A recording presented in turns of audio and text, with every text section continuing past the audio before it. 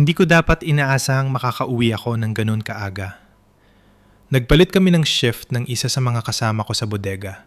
Si Junjun yata yun. Dahil kailangan niyang sunduin ang anak niya. Kaya naman, nag-clock out ako ng bandang 1:30 sa halip na ang nakasanayang 6:00. At naisipan kong isurpresa ang mga magulang ko sa pamamagitan ng pagbili ng mga grocery pa uwi.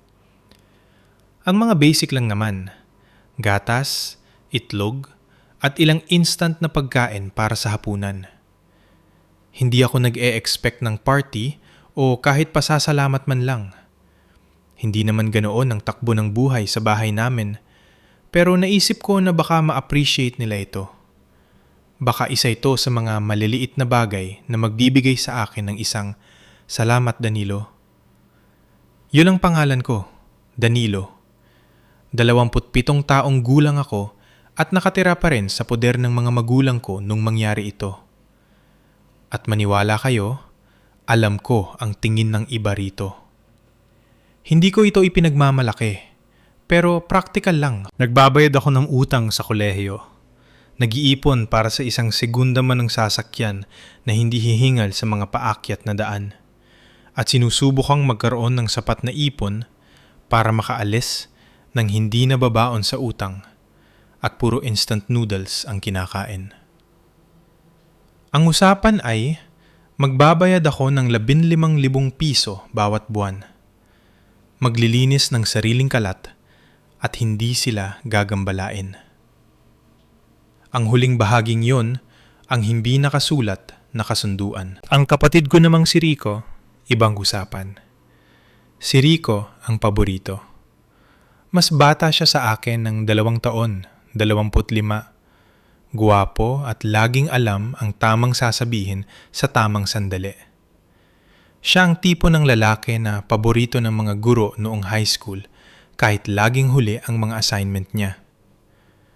Ang tipo na kahit mabangga ang sasakyan sa bakod, ang kapitbahay pa ang hihingi ng paumanhin dahil doon nakalagay ang bakod. Alam niyo na ang tipo niya. At sa totoo lang, hindi ko siya kinamumuhian dahil doon. Hinahangaan ko pa nga siya dati. Akala ko baka mahawaan ako ng kislap niya kung mananatili ako sa tabi niya. Pero sa paglipas ng panahon, napansin ko ang pattern. Tuwing makakakuha ako ng mataas na marka, mas mataas ang sa kanya. Noong ma-promote ako sa bodega, bigla siyang nakakuha ng mas malaking sahod na internship sa pamamagitan ng isa sa mga kaibigan ni Papa. Nung mabayaran ko ang unang bahagi ng utang ko sa pag-aaral, halos hindi man lang tiningnan ni Mama ang resibo na idinikit ko sa refrigerator. Samantala, kapag naalala ni Rico na ilagay ang labada niya sa basket, parang may celebratory dinner pa siya. Sige, hindi naman literal, pero nakuha niyo ang punto ko.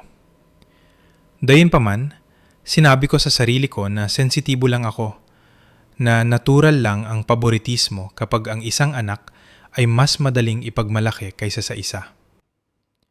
Nanatili akong tahimik, nagtrabaho, naglinis, nagbayad ng upa, at nagpigil ng dila. Nang hapong yon, pumasok ako sa pinto sa likod, bit-bit ang mga supot ng grocery. Napakatahimik ng bahay. Walang TV, walang Rico, tanging mahihinang boses lang sa kusina.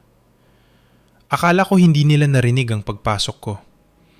Pagkatapos, narinig ko ang boses ni Papa. Minsan sana si Rico na lang ang naging kaisa-isa nating anak. Huminto ako. Nanigas sa pasilyo na parang isang multo sa sahig. Bumagsak ang sikmura ko. Pero may bahagi sa akin. Isang inosente at umaasang bahagi na nag-akalang nagbibiro lang siya, na may punchline na kasunod. Isang bagay na tulad ng, pero magiging boring ang buhay, di ba? Pero nagsalita si Mama. Alam ko ang ibig mong sabihin. Sabi niya ng napaka-casual. Mas madali lang kasi siya. Hindi siya ganoon kahirap pakisamahan. Hindi madrama. At pagkatapos ay tumawa sila. Hindi lang basta hagikik, kundi isang totoong tawa. Ang uri ng tawang pumupuno sa silid at bumabanda sa mga dingding. Nakatayo ako roon ng 3 minuto. Binilang ko. Nakatayo ako roon habang mahigpit ang hawak sa mga supot hanggang sa bumaon ang plastik sa aking mga daliri at ang mga itlog ay nagsisimula ng pagpawisan sa karton. At pagkatapos ay dahan-dahan akong tumalikod na tila hindi naman talaga pumasok. Binuksan ko ang pinto, lumabas pabalik sa sikat ng araw at lumayo ng walang imik. 3 buwan ang lumipas bago nila napansing wala na ako. Hindi ako nagdabog ng pinto. Hindi ako nag-iwan ng madramang sulat. Hindi ako nag-post sa social media. Naglahu lang ako. In-withdraw ko ang natitirang 12,000 piso sa aking account. Ginamit ko ito para bumili ng ticket sa bus papunta sa isang lungsod na 3 oras ang layo kung saan nakatira ang kaibigan ko doong kolehiyo na si Iman. May utang na loob siya sa akin. Ilang buwan na kaming hindi nag-uusap. Pero nang tumawag ako at nagtanong kung pwedeng makitira sa sofa niya sandali, hindi siya nagatubili. Sabi niya, "Sige, tara rito." Sinabi ko sa kanya na kailangan ko ng bagong simula. Ang hindi ko sinabi sa kanya ay kung bakit. Ang mga unang gabi ay mahirap. Pakiramdam ko ay isa akong multo. Laging kong tinitingnan ng cellphone ko na parang naghihintay ng text na magsasabing, "Nasaan ka?" O, "Ayos ka lang ba?" Wala. Isang group chat message lang mula kay Rico tungkol sa bagong alak na tinitikman niya at isang forwarded meme mula kay Mama tungkol sa mga pusang galit sa Lunes. Wala ni isang salita tungkol sa akin. Ang apartment ni Eman ay maliit at amoy labada, pero mainit ito at hindi siya nagtatanong. Nagtatrabaho siya sa gabi sa isang security firm kaya solo ko ang lugar sa araw. Nagsimula akong kumuha ng kung ano-anong trabaho. Pagkakarga sa bodega, pagde-deliver ng grocery, o temporaryong trabaho sa isang storage facility. Hindi ito marangya, pero sapat na para pambili ng pagkain at pambayad sa upa. Nagbukas ako ng savings account sa ibang bangko at kumuha ng bagong phone plan. Binuo ko ang buhay ko mula sa wala, paisa-isang hakbang, sa kabuuang katahimikan. At ang pinakakakaibang bahagi, hindi ako nalungkot. Nung una. Pakiramdam ko ay bakante ako. Tila ang aking emosyonal na bahagi ay naputol at hindi ko pa napapansin. Inasahan ko ang pighati, ang panic, pero hindi ito dumating.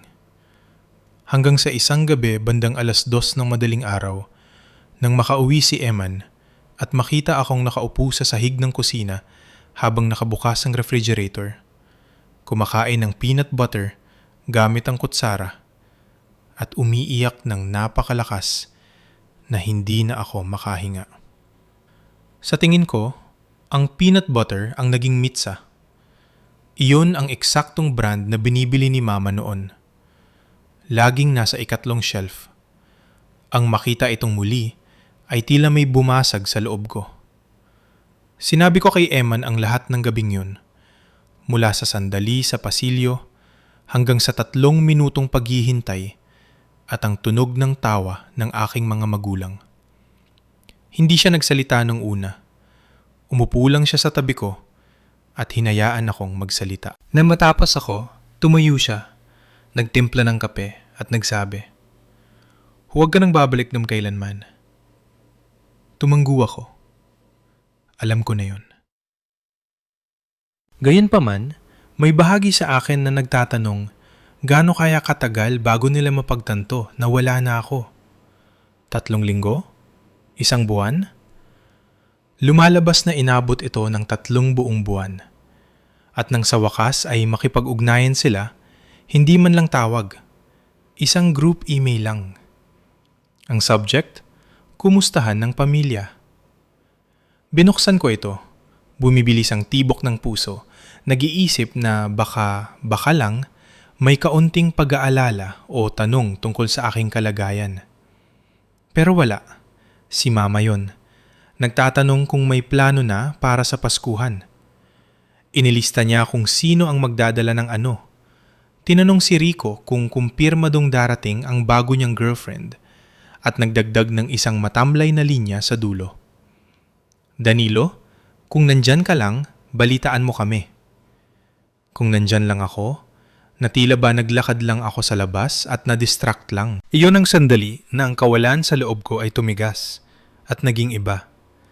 Hindi galit, hindi pa, kundi isang malamig malinaw na dumarating kapag sa wakas ay tinanggap mo na ang isang tao kung sino talaga sila. Hindi ako sumagot, pero nagsimula akong magplano. Hindi lang kung paano lalayo, kundi kung paano masisiguradong hindi nila malilimutan ang sandaling iyon sa kusina. Ang tawang iyon, ang pangungusap na iyon, ang desisyong iyon. At doon, nagsimulang magbago ang lahat. Hindi ako sumagot sa email para sa Pasko. Hindi ako nag-text. Hindi ko man lang binuksan ang sumunod na email na dumating makalipas ang 1 linggo na may subject na urgent. May queso de bola ba o wala? Pero nakita ko ito. Nakita ko ang bawat mensaheng ipinadala nila dahil sa hindi malamang dahilan ay hindi ko sila mablock. Hindi pa. Gusto kong malaman kung gaano nila katagal magpapanggap na hindi ako nawawala. Lumipas ang Pasko. Idinawas ko ito sa isang kainan kasama si Eman at ang ilan niyang kaibigan. Nag-ambagan kaming lahat para sa isang simpleng handaan doon. May mga tuyong hiwa ng litson, instant mashed potatoes, at mga gulay na halos wala ng buhay. Pero nagtawanan kami. Nag-usap kami tungkol sa mga walang kwentang bagay. Hindi ako multo ng gabi ngayon at walang nagtanong kung bakit hindi ko kasama ang pamilya ko. 1 linggo makalipas yon, nag-text si Rico sa akin sa unang pagkakataon mula nang mawala ako. Hoy bro, ayos ka lang? Iyon lang. Walang konteksto, walang follow-up. Tinitigan ko ito ng 1 oras bago ito binura. Hindi sumagot, hindi nag-block. Binura lang. Pagkatapos ay dumating ang bagong taon. Ang malaking pagsubok. Inasahan ko kahit man lang 1 tawag. Pero wala. 1 na namang group email. Plano para sa medianoche kasama ang link sa Google Sheet para sa mga dadaling pagkain. Hindi man lang ako kasama sa spreadsheet. Si Rico ang bahala sa hamon. Si Tita Dilia sa mga cake. Si Mama sa pasta at dekorasyon. Si Papa sa mga inumin. Si Danilo ay hindi nakikita. Doon ko napagtanto. Hindi ito pagkakalimot. Hindi ito pagkakamali. Ito ang kanilang bersyon ng isang tahimik na kasunduan. Nagpapanggap silang umalis ako para sa trabaho o abala lang ako sa sarili kong buhay. Para kong isang butas na maaari lang nilang takpan at itabi. Kaya naman, nagdesisyon ako. Kung buburahin nila ako, bibigyan ko sila ng isang bagay na hindi nila maaring balewalain. Nagsimula akong mag-double shift. Tinabi ko ang bawat sentimong kaya ko. Huminto ako sa pagbili ng kahit anong hindi ko kailangan. Tinulungan ako ni Iman na mag-print ng mga flyer para sa pagiging handyman, pagbuo ng furniture, pagkakabit ng TV, at maliliit na pagkukumpuni.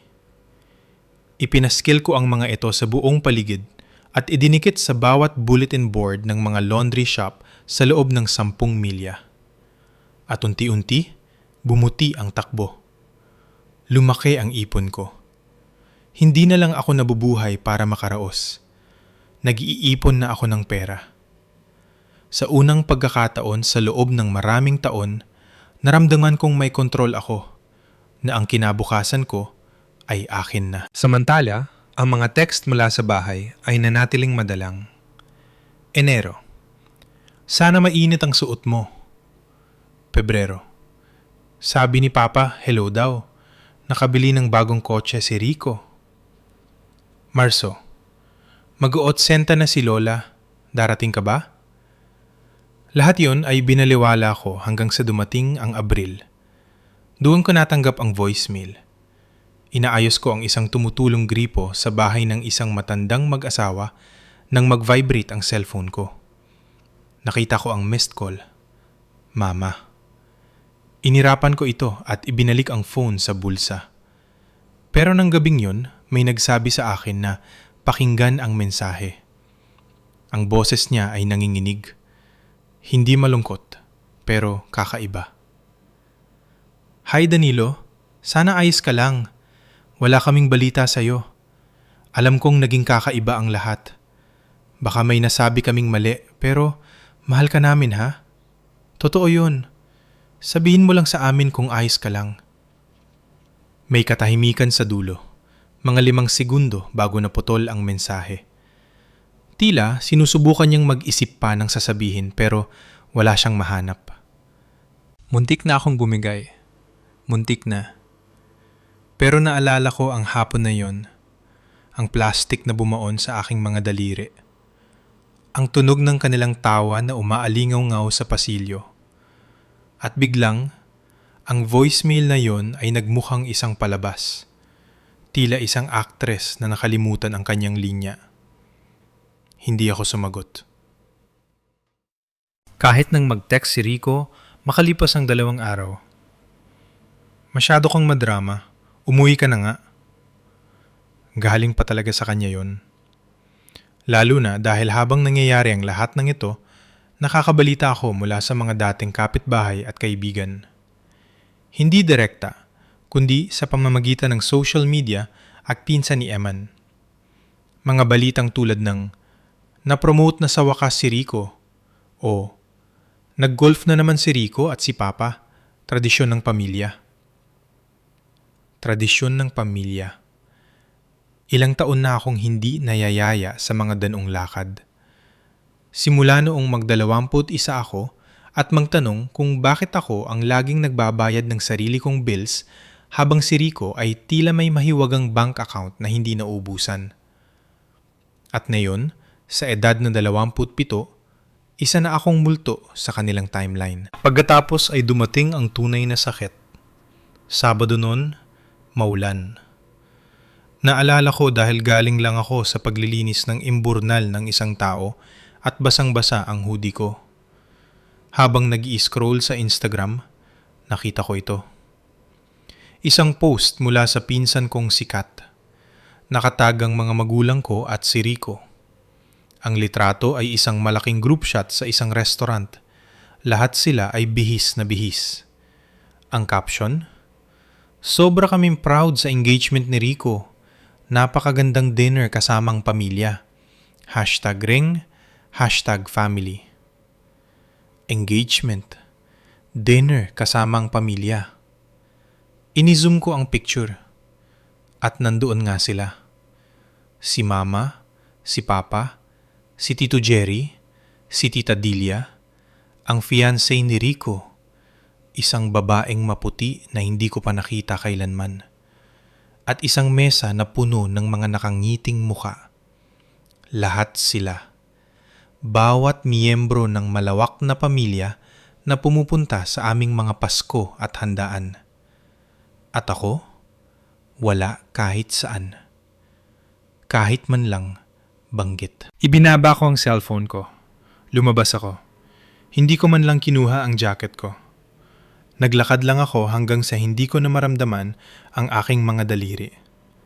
Hanggang sa ang ambon ay tumago sa aking balat at mamanhid ang aking muka. Hanggang sa ang aking baga ay sumakit sa lamig. Iyon ang hangganan. Hindi ang usapan sa kusina. Hindi ang katahimikan. Hindi ang 3 buwang pagpapanggap na wala ako. Iyon ang litratong iyon. Ang caption na iyon. Bumubuo sila ng buhay, ng pamilya, ng kinabukasan. at hindi ako bahagi nito. Kahit man lang bilang footnote. Nang gabing iyon, hindi ako umiyak. Hindi ako nagwala. Sumulat ako ng isang liham, hindi sa kanila, kundi sa sarili ko. 5 pahina ang haba nito. Sinulat ko lahat ng mga sinabi nila nun. Lahat ng beses na binaliwala nila ako. Lahat ng beses na pinuri si Rico sa simpleng paghinga habang ako ay pinupuna sa bawat pagsisikap. Sinulat ko lahat at pagkatapos ay sinunog ko ito. Hindi para sa simbolismo, kundi para lang uminit habang umuugong ang heater sa sulok. At pagkatapos ay gumawa ako ng bagong plano. Hindi lang para magpatuloy, kundi para umangat. Para bumuo ng isang bagay na hindi matitibag, hindi matatanggihan, na kapag sa wakas ay napagtanto nila ang ginawa nila, huli na ang lahat. Ang pinto ay sarado na, nakakandado at nakabaon sa semento. At noong akala ko ay bibigyan na ako ng pagkakataon ng tadhana, binigyan pa ako ng isang twist. Tumawag si Rico. Hindi text, hindi email. Talagang tumawag siya. Martes, noon. Naalala ko dahil nasa gitna ako ng pagluluto ng mac and cheese nang umilaw ang screen. Hinayaan ko itong tumunog ng 4 na beses bago sinagot. Danilo, sabi niya. Ang boses ay magaan at parang wala alang. Oo, sabi ko nang walang emosyon. Oy man, tagal nating hindi nag-usap. Tumawa siya ng pilit. May malaking balita ako. Wala akong sinabi. Ikakasal na ako, patuloy niya. Sa Hunyo, beach wedding. Tutulungan kami ni na mama at papa. Magiging enggrande ito. Lahat nandoon. Tinitigan ko ang kumukulong noodles. Gusto mo akong pumunta? Sabi ko, hindi ito patanong. Siyempre, kapatid kita. Naghintay ako. Wala na siyang sinabing iba. Kaya tinanong ko kung bakit na yun lang. Nagatubili siya. Kasi si mama medyo malungkot. Alam mo naman siya, madamdamin. Gusto niyang nandoon ang buong pamilya. Ah, okay. At si Papa, sinusubukan niyang maging cool. Pero miss ka na niya, man. Halos matawa ako. Halos. Anyway, pagpapatuloy niya, naisip naming magandang pagkakataon ito para ayusin itong mga kakaibang nangyayari. Ayusin? Pag-uulit ko. Oo, para kalimutan ang lahat. Nagkaroon ng mahabang katahimikan. Danilo? Sabi niya. Huminga ako ng malalim. Pagkatapos ay bumuga. Pag-iisipan ko, sabi ko, dahil sa sandaling yon, alam kong hindi sila nagbago. Hindi sila humihingi ng tawad. Gusto lang nila ng magandang litrato sa kasal. At yun ang pinakamalaking pagtataksil sa lahat. Hindi ako pumunta sa kasal. Hindi rin ako sumagot ng hindi. Pagkatapos ng tawag na iyon, hinayaan ko lang lumipas ang mga araw hanggang sa dumating ang Hunyo at ang beach wedding ay natapos na. Walang RSVP, walang mensahe, walang paghingi ng tawad, walang guilt, katahimikan lang. At sa katahimikang iyon, inasahan kong may mararamdaman ako. Pagsisisi marahil o kahihiyan dahil hindi ako naging mas mabuting tao. Pero wala. Ang naramdaman ko ay isang kakaibang uri ng kapayapaan. Isang manhid at malamig na kapayapaan, pero kapayapaan pa rin. Tila sa wakas ay tumigil na ako sa pagkutkot sa sugat at hinayaan na itong maging peklat. At pagkatapos ay dumating ang bagsak. Hindi ang madramang uri. Walang nawalang trabaho, walang pagtataksil ng kaibigan, walang emergency. kundi ang mabagal na uri. Ang uri na nanunuot sa iyong buto sa katahimikan pagkatapos mong talikuran ng lahat. Ang uri na nabubuo kapag mag-isa ka ng masyadong matagal at nagsisimulang maglaro ang utak mo. Bumubulong na, baka ikaw ang problema. Na baka may punto sila. Na kung ang sarili mong mga magulang ay hindi ka namimiss, baka nga hindi ka dapat mamiss. Tumigil ako sa paglabas ng madalas. Tinatanggihan ng mga handyman job. Sinabi ko kay Iman na napapagod ako, na hindi naman kasinungalingan. Pero hindi rin yun ang buong katotohanan.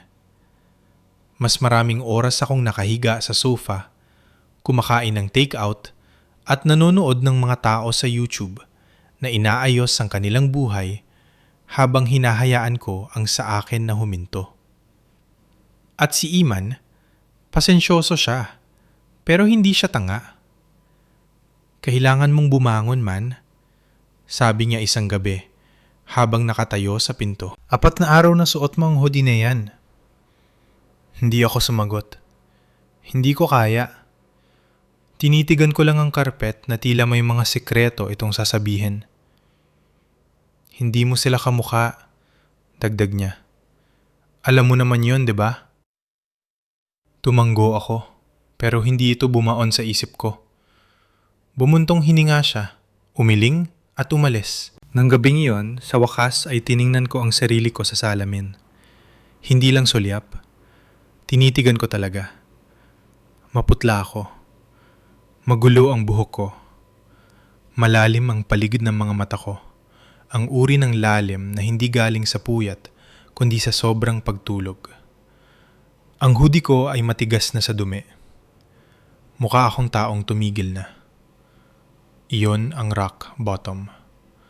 Hindi isang sandali, hindi isang kaganapan, kundi ang pagkakatanto na naglaho na ako sa sarili kong buhay. Kinabukasan, naligo ako. Parang maliit na bagay, pero napakalaki ng pakiramdam nito. Nilaban ko ang hoodie ko ng 2 beses at isinampay sa balkonahe na parang isang bandila ng tagumpay. Nag-ahit ako, nagupit ng kuko, kumain ng totoong almusal, hindi chips or cereal, kundi itlog. Totoong itlog. At pagkatapos ay binuksan ko ang aking notebook. Ang lumang notebook kung saan nakalista ang lahat ng skills na meron ako. Bawat ideya ko para sa negosyo. Bawat pangarap na itinabi ko dahil masyado akong abala sa pagiging anak na baka sakaling makarinig ng proud kami sa iyo. At inilipat ko sa pahinang may pamagat na balang araw.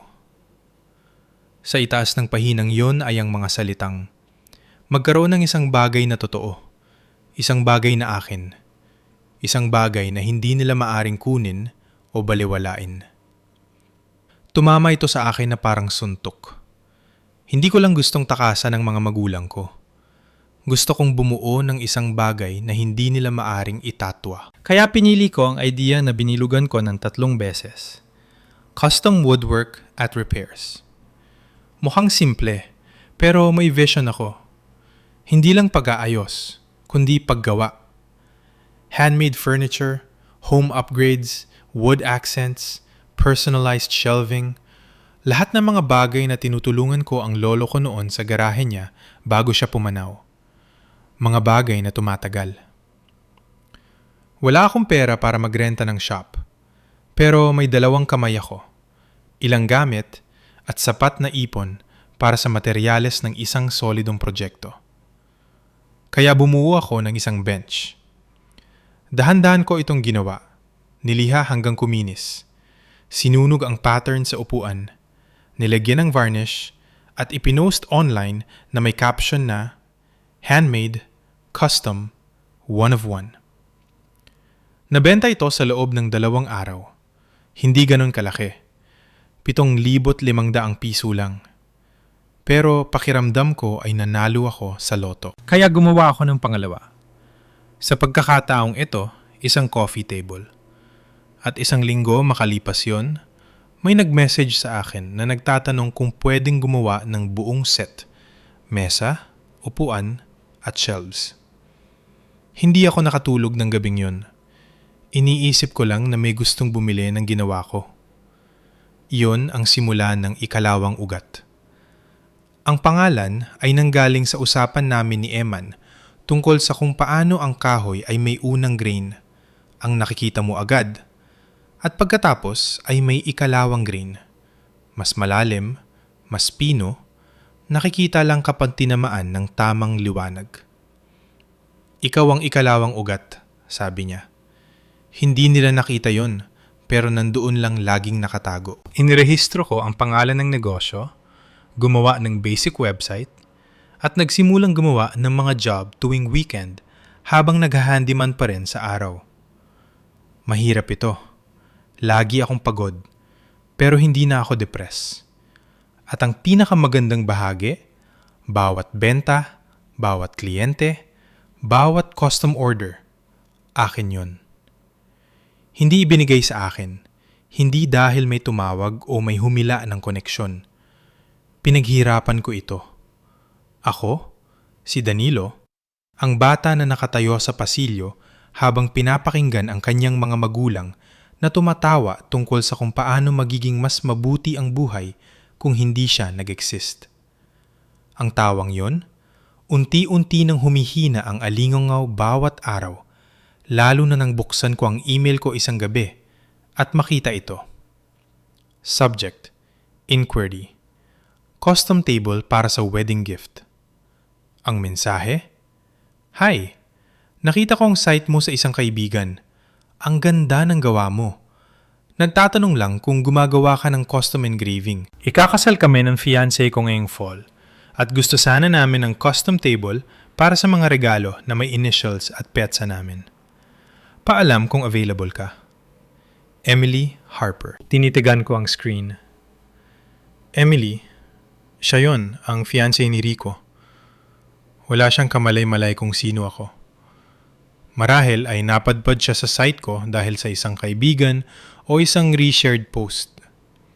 Pero ang pangalan, ang petsa ng kasal sa dulo ng email, sila yon. Ramdam ko ang tibok ng puso ko sa aking lalamunan. Hindi ako sumagot agad. Sa halip, naglakad-lakad ako sa labas. Hinahayaan ang hangin na tangayin ang huling bahagi ng aking pag-aalinlangan. Dahil heto na, ang unang sandali kung saan maari akong tumawid muli sa linyang iginuhit nila. Hindi sa galit, hindi sa pagsigaw, kundi sa patunay. Patunay na may halaga ako, na may narating ako, na hindi ako naglaho.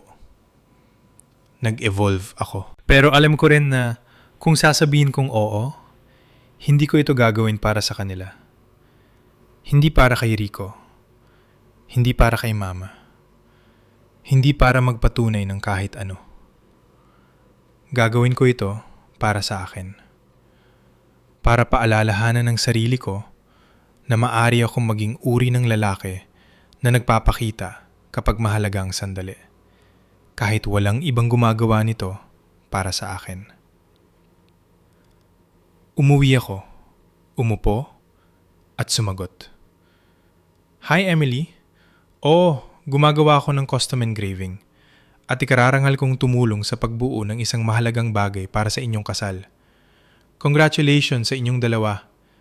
Pag-usapan natin ang disenyo.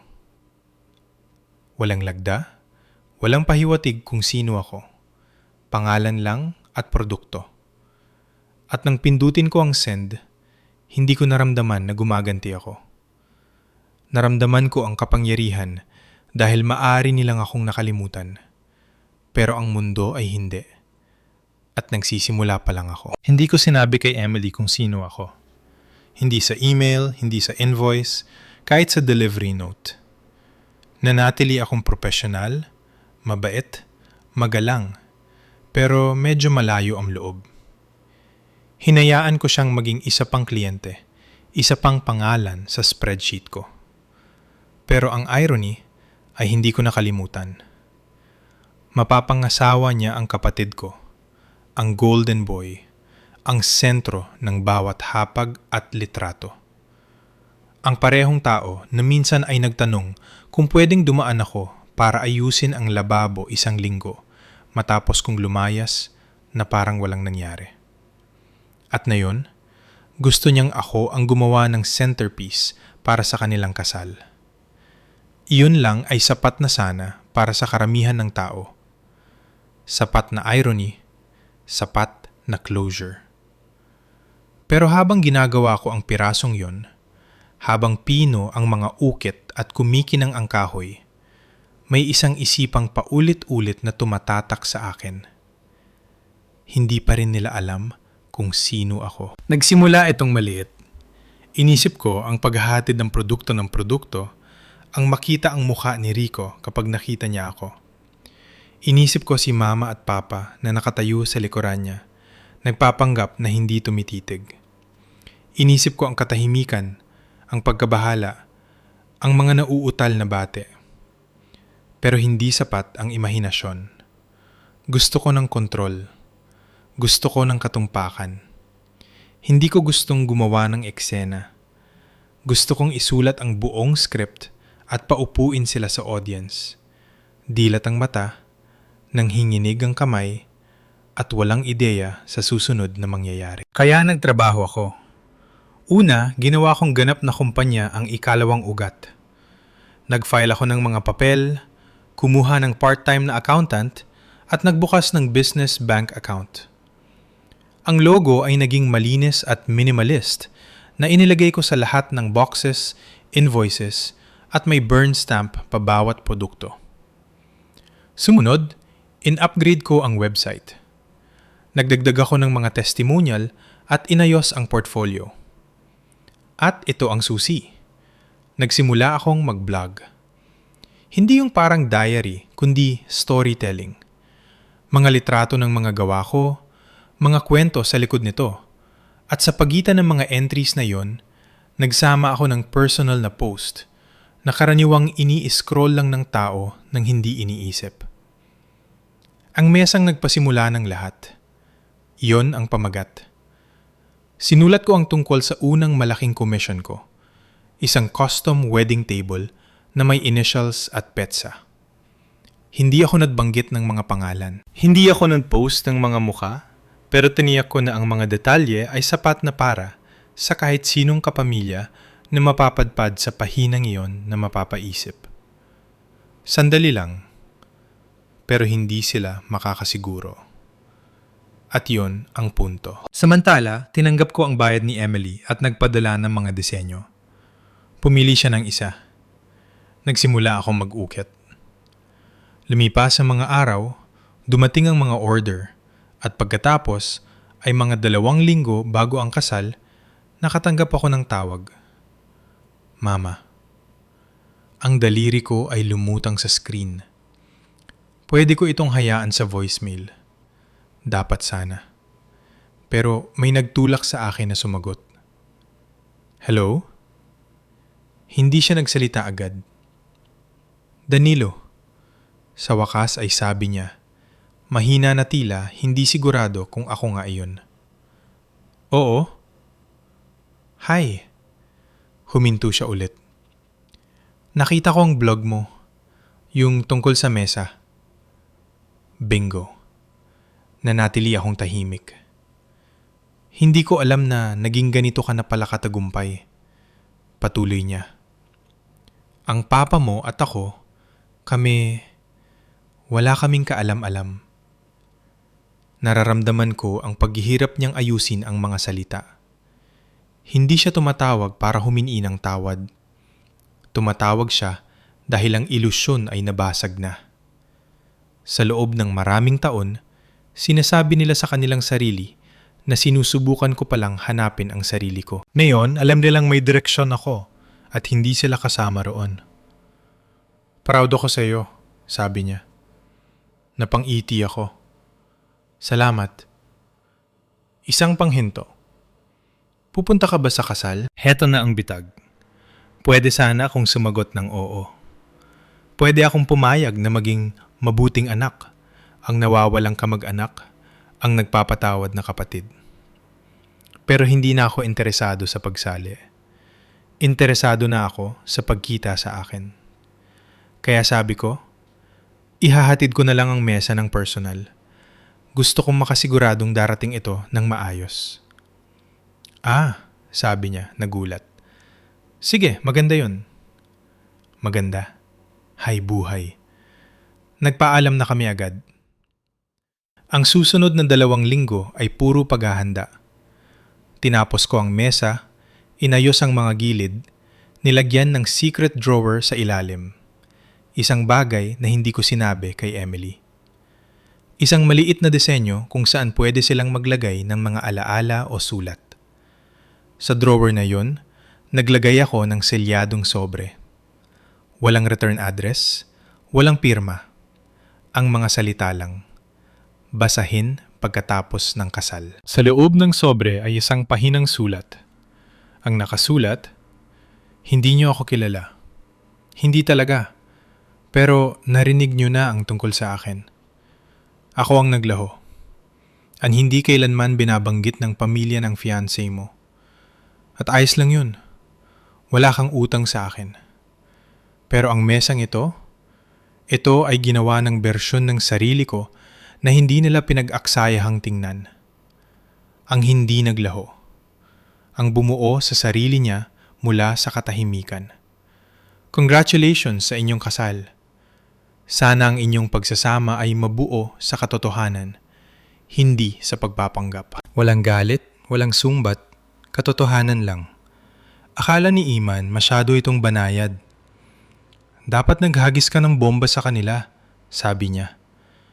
Pero yun ang kagandahan nito. Hindi ito paghihiganti sa paraang madugo. Ito ay ang emosyonal na katumbas ng pagdaan sa harap ng isang taong nang iinsulto sa iyo noon at makita ang panlalaki ng kanilang mga mata nang mapagtanto nilang nalampasan mga sila.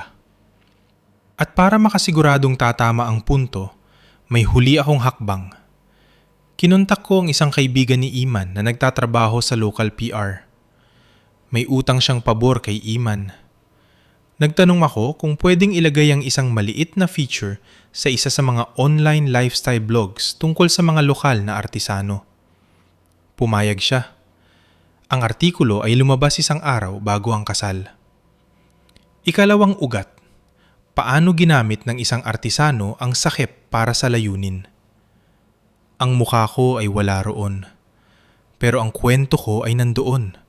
Malinis at maayos. Inilarawan ng blog kung paano ako nagsimula matapos lumayo sa isang toxic family dynamic at kung paano ko tahimik na binuo ang lahat sa sarili kong paraan. Ang pinakamatindi, nagsama sila ng litrato ng wedding table sa gitna. Sinumang kapamilya na makakabasa noon ay malalaman agad kung para kanino ang mesa, pero walang makapagsasalita nang hindi inaamin ang totoo. Na ako ang nawawalang anak, ang pinagtatawanan nila, ang tumalikod at bumuo ng mas magandang buhay. Kayanin pumarada ako sa venue ng hapong iyon, bit-bit ang trailer sa likod ng hiniram kong pickup. Hindi ako kinakabahan. Kalmado ako. Nakamaong ako at itim na polo. Walang bonggang entrance. Isa lang vendor na nagde-deliver. Pinapasok ako ng guard. Sinalubong ako ni Emily na may malaking ngiti. Napakaganda niya sa kanyang pilak na bestida. Ikaw pala si Danilo. Diyos ko, napakaganda ng mesa. Salamat, sabi ko, nakangiti. Masaya akong nagustuhan mo. Hindi ko alam na taga rito ka lang pala, dagdag niya. Perfect ito. Seryoso. At pagkatapos, sa likuran niya, si Rico. Nanigas siya nang makita ako.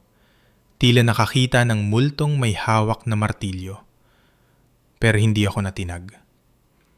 Hoy, sabi ko na parang wala lang. Napakurap siya. Ikaw ang gumawa nito? Tumanggu ako. Ikalawang ugat. Ako yun. Tumingin si Emily sa aming dalawa. Sandali, magkakilala kayo? Nagkibit balikat ako. Nagkita na kami. Hindi pa rin nakakapagsalita si Rico. Anyway, sabi ko, congrats sa inyong dalawa. Nag-iwan ako ng maliit na sorpresa sa ilalim ng mesa para pagkatapos ng honeymoon nyo. Tuwang-tuwa si Emily. Napakabait mo! At sa ganun, naglakad ako paalis. Walang drama, walang eksena, tanging ang mukha lang ni Rico. Isang halo ng paghanga at takot. At yun, higit sa anumang talumpate, ang sandaling nalaman kong nakikita na nila ako sa wakas at hindi na nila ito maaring hindi makita. Ang kasal mismo ay lumipas ng walang gulo. Kahit man lang hindi yung uri ng gulo na pinagbubulungan sa reception. Hindi ako nanatili. Hindi ako nagtagal. Hindi ako naghintay sa bar para sa closure.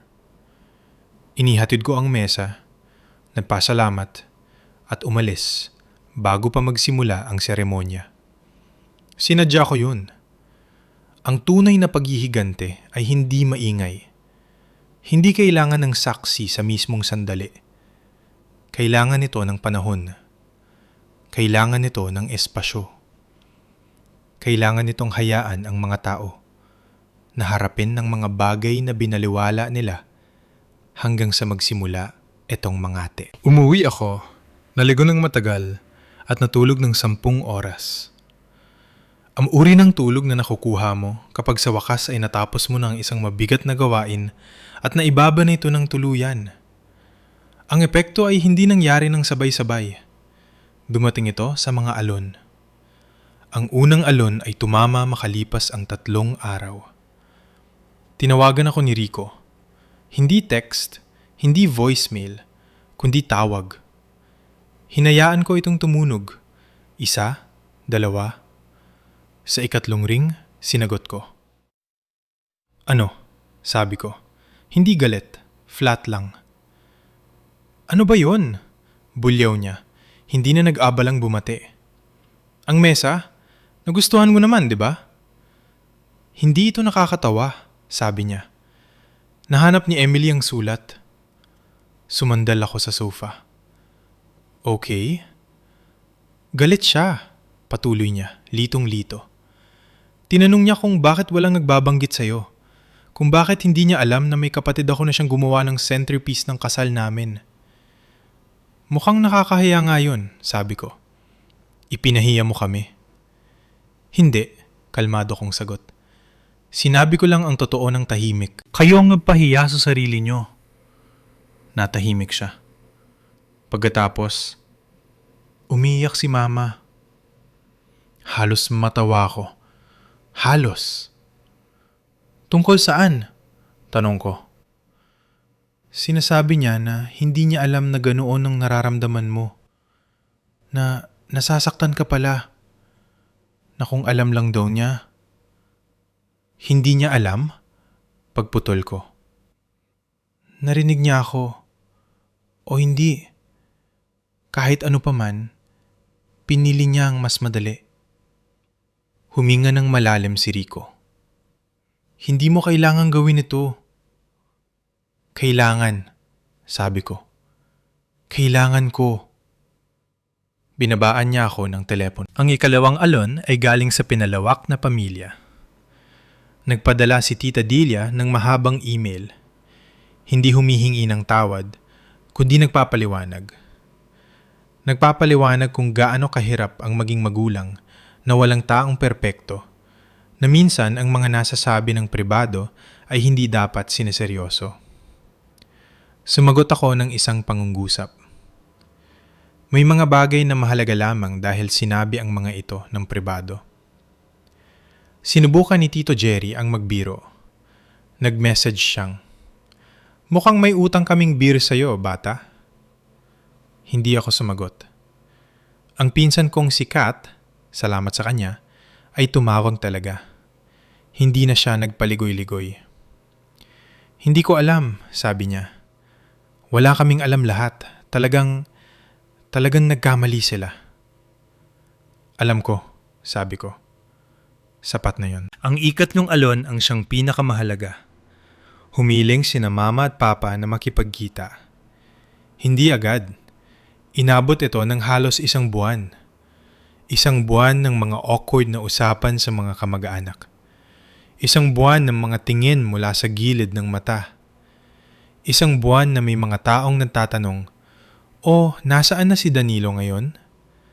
1 buwan ng pagbabasa ng mga comment sa ilalim ng artikulo tungkol sa ikalawang ugat na nagsasabing, "Ang ganda namang makita na nagtatagumpay ang mga tao matapos lumayo sa toxic na pamilya."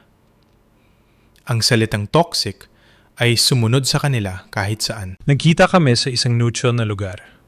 Isang tahimik na cafe sa pagitan ng apartment ko at ng bahay nila. Nauna ako umorder ng kape, umupo ng diretso at nakarelax ang mga kamay sa mesa. Hindi ako nag-rehearse. Hindi ko kailangan. Dumating silang magkasama, umupo na tila ba dadalo sa isang meeting na sana ay matapos agad. Mukhang mas maliit si mama kaysa sa naalala ko. Mukhang pagod si papa. Nagpalitan kami ng mga simpleng bate tungkol sa panahon, trapiko, ang karaniwang pampalipas oras ng mga taong walang lakas ng loob. Pagkatapos ay bumigay si mama. "Hindi ko sinasadya yon," sabi niya. "Yung narinig mo, hindi yon seryoso." Hindi ako nakipagtalo. Tiningnan ko lang siya. Tumikhim si papa. "Hindi namin alam na nahihirapan ka." Tumango ako. Yan nga ang problema. Naghihintay ako ng maraming taon, patuloy ko. Sinubukan kong magkaroon ng puwang sa pamilyang ito. Hindi pagmamahal, kundi puwang lang para makita, para kilalanin. Noong tumigil ako sa pagsisikap, hindi niyo napansin. Nung umalis ako, hindi niyo napansin. Napansin niyo lang noong napansin na ng ibang tao. Napuno ng luha ang mga mata ni mama. "Hindi totoo yan." "Totoo yon," sabi ko ng mahinahon. "Hindi kayo tumawag dahil na-miss niyo ako. Tumawag kayo dahil nakita niyo ang vlog." Buka ang bibig ni papa pero walang lumabas. "Hindi ako narito para parusahan kayo," patuloy ko. "Hindi ako narito para sumigaw. Narito ako para sabihin ang mangyayari susunod." Lumapit sila ng kaunti, sa wakas ay nakikinig.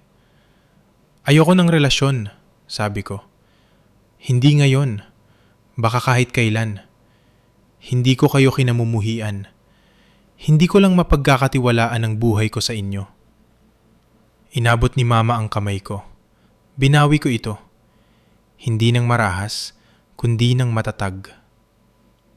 "Bumuo ako ng isang bagay," sabi ko. "Hindi lang negosyo, kundi sarili. At hindi ko ito ibabalik sa mga taong pinapahalagahan lang ito kapag maganda itong tingnan sa publiko." Katahimikan. Dahan-dahang tumango si papa. "So, yun na yun?"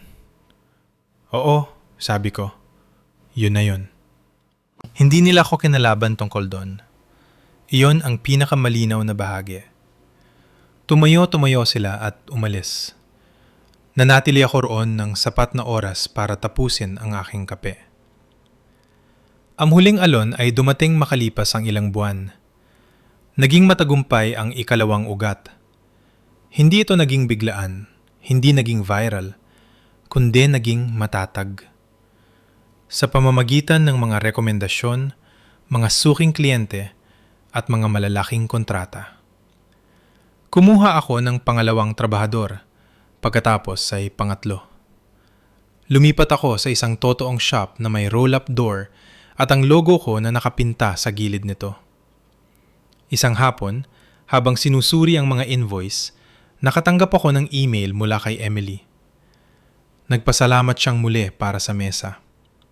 Sabi niya, ito lang ang bahagi ng kasal na naramdaman niyang totoo at tapat. Sabi niya, ang liham ay nagpaisip sa kanya, nagbigay ng mga katanungan at nagbukas ng mga usapang iniiwasan niya noon. Hindi niya ako hiniling na pumagitna. Hindi niya ako hiniling na ayusin ang anuman. Sa bilang niya, masaya ako na nabubuhay ka. Sapat na yon. Hindi ko kailanman ganap na nakasundo ang aking mga magulang. Nagpapalitan lang kami ng madalang na magalang na mensahe tuwing kaarawan. Wala nang iba pa. Si Rico at ako ay hindi na nag-uusap kailanman. At ayos lang yun dahil ang tunay na paggiganti ay hindi ang pagwasak sa buhay nila, kundi ang pagtangging patuloy na paliitin ang sa akin. Tumawa sila noon sa kusina sa pag-aakalang nag-iisa sila. Hindi sila nag-iisa noon at hindi na sila mag-iisa muli. Nung huling beses na dumaan ako sa aking workshop sa gabi, habang maliwanag ang mga ilaw sa loob, nakita ko ang aking refleksyon sa salamin. Hindi ko na nakita ang bata sa pasilyo. Nakita ko ang lalaking lumabas sa pintuan at hindi na kailanman nang ailangan pang bumalik.